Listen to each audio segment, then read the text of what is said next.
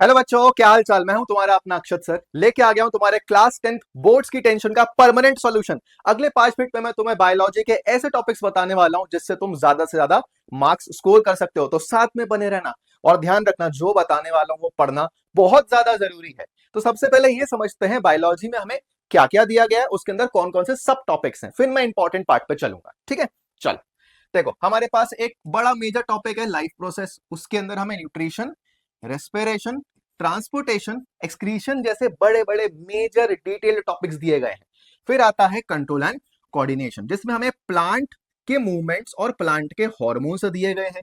जैसे एक हार्मोन है auxin, gibberellin, cytokinin and abscisic acid, ऐसे कुछ हार्मोन्स दिए हैं। अगर ह्यूमंस की बात करेंगे तो उसमें सेंट्रल नर्वस सिस्टम है, जिसमें ब्रेन आता है, स्पाइनल कॉर्ड आता है, फिर ह्यूमंस के भी हार्मोन्स आते हैं और साथ ही साथ कुछ एंडोक्राइन ग्लैंड्स आते हैं, जैसे पिट्यूटरी ग्लैंड है तो वो ग्रोथ हार्मोन सिक्रीट करता है। तो उसके बारे में भी अपन समझेंगे चीजें। फिर आता है हाउ डू ऑर्गेनिजम्स रिप्रोड्यूस। इसमें हमारे पास कौन कौन से अच्छे टॉपिक्स हैं इस चैप्टर में जो हमने पढ़े हुए हैं अभी तक। Asexual and sexual reproduction, then human reproductive structures, then reproductive health जिसमें कॉन्ट्रासेप्टिव मेथड्स के बारे में बताया, कॉपरेटी एंड लूप्स के बारे में बताया है। ठीक है, फिर आता है हेरिडिटी, जिसमें मेंडल आया। तुम्हें सही में उसने मेंटल ही कर दिया, क्योंकि भैया उसने पी प्लांट उठा लिया। उसमें क्या क्या दिया, मोनोहाइब्रिड, डायहाइब्रिड क्रॉसेस, साथ ही साथ ह्यूमन का सेक्स डिटर्मिनेशन, ये सब टॉपिक्स दिए। अभी मैं इंपॉर्टेंट टॉपिक्स बता रहा हूं, रुक जाओ जरा। अब एनवायरमेंट पे आते हैं, जो लास्ट टॉपिक है, लास्ट चैप्टर है बायोलॉजी का, जिसमें food chain, food web, ozone layer और biodegradable and non biodegradable waste के बारे में बताया। पर इसमें से क्या क्या इंपॉर्टेंट है, हम ऐसा क्या पढ़ें जिससे कि बोर्ड्स में हमारे ज्यादा से ज्यादा नंबर आ जाए, मतलब पूरा बायोलॉजी जो 30 नंबर का आ रहा है, 30 का 30 नंबर ले आए सर। ऐसे कौन कौन से टॉपिक्स हैं, तो चलो ध्यान दो। ये रहे बेटा वो सारे के सारे टॉपिक्स। अगर तुमने इनको तैयार कर लिया, अच्छे से पढ़ लिया, अच्छे से प्रैक्टिस कर लिया, तो बेटा 30 नंबर तुम्हारे कहीं नहीं गए, तुम्हारे साथ रहेंगे, तुम्हारे रिजल्ट में तुम्हें दिखेंगे। तो देखो, सबसे पहला है स्टेप्स ऑफ फोटोसिंथेसिस। इसमें 3 स्टेप दिए गए हैं। ठीक है, एनसीईआरटी जब पढ़ोगे तो उसमें 3 स्टेप दिए हैं। एक जगह दिया है फोटो एक्साइटेशन ऑफ क्लोरोफिल, फिर दिया है रिडक्शन ऑफ ग्लूकोज, और फिर ऐसे कर करके सब समझाया गया। ये सब अपन को ध्यान रखना है। ऐसे ही आता है ब्रेकडाउन ऑफ ग्लूकोज, जिसमें क्या है, एक फ्लो चार्ट दिया गया है, जिसमें बताया भैया ग्लूकोज जो है उसको पाइरुवेट में तोड़ोगे। अगर इस पाइरुवेट को अपन माइटोकॉन्ड्रिया में भेज देंगे एरोबिक कंडीशन में, तो क्या मिल जाएगा, CO2, वाटर और हाई अमाउंट ऑफ एनर्जी। लेकिन अगर इसी पाइरुवेट को हम भेज दें एनएरोबिक कंडीशन में, कहां पे, ईस्ट के अंदर, तो भैया इथेनॉल दे देगा, साथ में CO2 दे देगा, साथ में कुछ अमाउंट का एनर्जी आ जाएगा। लेकिन अगर इसी पाइरुवेट को मसल के अंदर भेज दिया, ऐसी मसल जो अभी तक बिल्कुल रिलैक्स नहीं करी, लगातार काम कर रही है, उसमें बिल्कुल भी O2 नहीं, O2 एब्सेंट हो गई, लैक कर गया O2, तो क्या होगा, वहां पे लैक्टिक एसिड बन जाएगा। ऐसा अपन को बनाना है। फिर आता है डबल सर्कुलेशन इन ह्यूमंस। भैया यहां से तो सीधा सीधा लॉन्ग आंसर आया हुआ है, सीधा पूछ ले भैया डबल सर्कुलेशन समझा दो, पूरा फ्लो चार्ट बना दो, पूरा का पूरा लॉन्ग आंसर लिख दो, डायग्राम बना दो। फिर आता है ह्यूमन एक्सक्रीटरी सिस्टम। अब यहाँ पे दो चीजें हैं, या तो यहां से वो तुमसे यूरिन फॉर्मेशन पूछ सकते हैं, या तो यहां से इसका पूरा का पूरा डायग्राम पूछा जा सकता है। तो इस टॉपिक में दो इंपॉर्टेंट चीजें तुम्हारे सामने निकल आई। साथ ही साथ फिर आता है reflex arc and reflex section. वो तुमसे सीधे पूछ लेंगे भैया ये रिफ्लेक्स सेक्शन क्या है और रिफ्लेक्स आर्क क्या है। तो अगर तुम्हें ध्यान हो, एनसीईआरटी में एक डायग्राम बना है जहां पर एक हॉट ऑब्जेक्ट रखा हुआ है।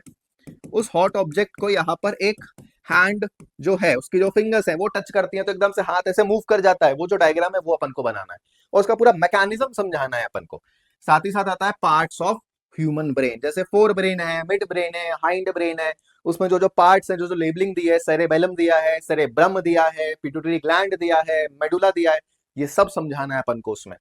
फिर आता है रिप्रोडक्शन से बाइनरी एंड मल्टीपल फिजन। देखो बाइनरी फिजन में दो है, एक तो अमीबा है और एक लिश्मेनिया है।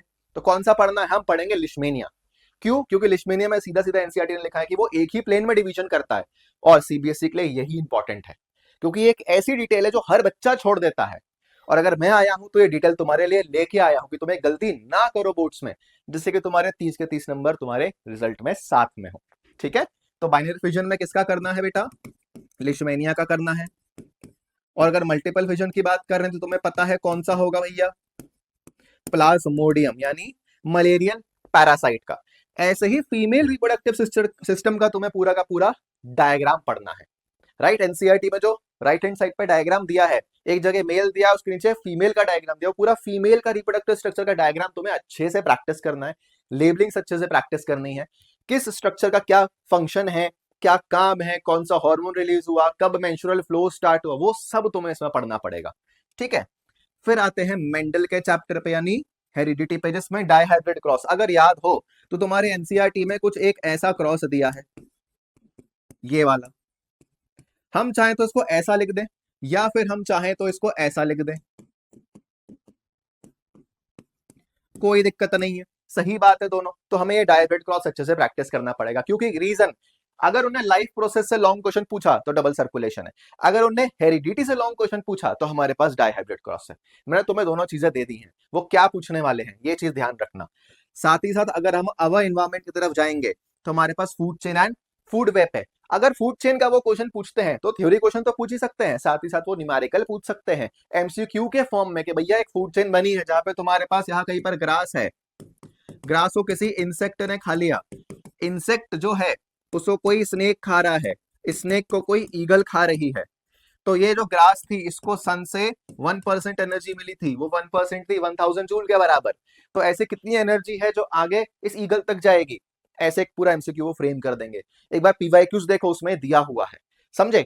ऐसे कर करके पूरे के पूरे इंपॉर्टेंट टॉपिक्स हैं जो तुम्हें प्रैक्टिस करने हैं, जिससे कि तुम बायोलॉजी में भैया इतना पूरा का पूरा जितने का पेपर आता है पूरा स्कोर कर जाओगे। तो ध्यान रखना जो मैंने तुमसे कहा कि ये पढ़ना बहुत ज्यादा जरूरी है। तो चलो मिलते हैं अपन आगे। Thank you.